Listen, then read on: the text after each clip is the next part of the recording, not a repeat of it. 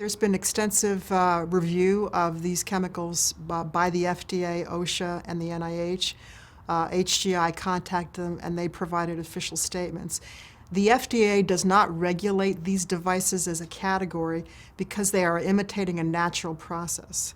And so they have chosen to review all of the devices individually, and they've come back with that statement.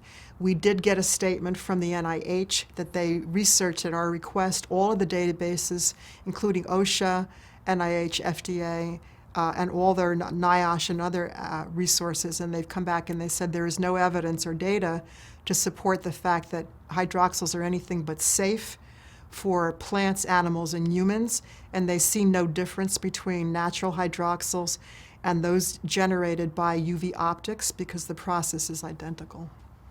HGI was concerned that there was a lack of research that was available in the literature, and so they chose to do their own toxicology studies. And what they conducted was a 13-week GLP, which stands for Good Laboratory Practices, FDA study involving a statistically significant number of rats in which they exposed them to extremely high levels of hydroxyls, twice what we would normally encounter indoors, continuously for 13 weeks, day and night. There were, of course, controls for the study. And after that intensive exposure, the report was that there was no difference between the control population and the treated population, except for the observation that the treated animals seemed happier. And that probably was because the hydroxyls were able to kill off the ammonia produced by their waste products, and so actually it made for a better husbandry environment for the test animals. So typically when there are negative results for a 13-week study of this type, the FDA would not ask for any further studies, and so that was a very positive result. It was done by a third party called Comparative Bioscience that is licensed to conduct these studies, so that it was entirely independent of HGI. Typically with these studies, the test animals are exposed 24/7, which was the case in this study. So the device ran continuously, and it was remotely monitored to be sure that we knew what the oxidant levels were and that the device was functioning properly for the entire 13-week period. Their laboratory technicians would come and inspect the animals periodically through the day and through the night, and regular notes and observations were made throughout the 13 weeks.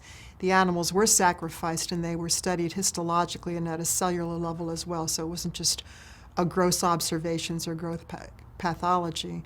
And there were no histological changes, no cellular changes at all, which is very important because you're concerned about the effect of breathing them in. And the lung tissue and the tissue in the nasal passages and mucosa were perfectly normal after this exposure. Well, in addition to the toxicology studies, HGI has conducted extensive chemical and microbiological studies. So it's important for the FDA, when they look at these results, to assess your statements. Is it both efficacious, is it effective, and is it safe?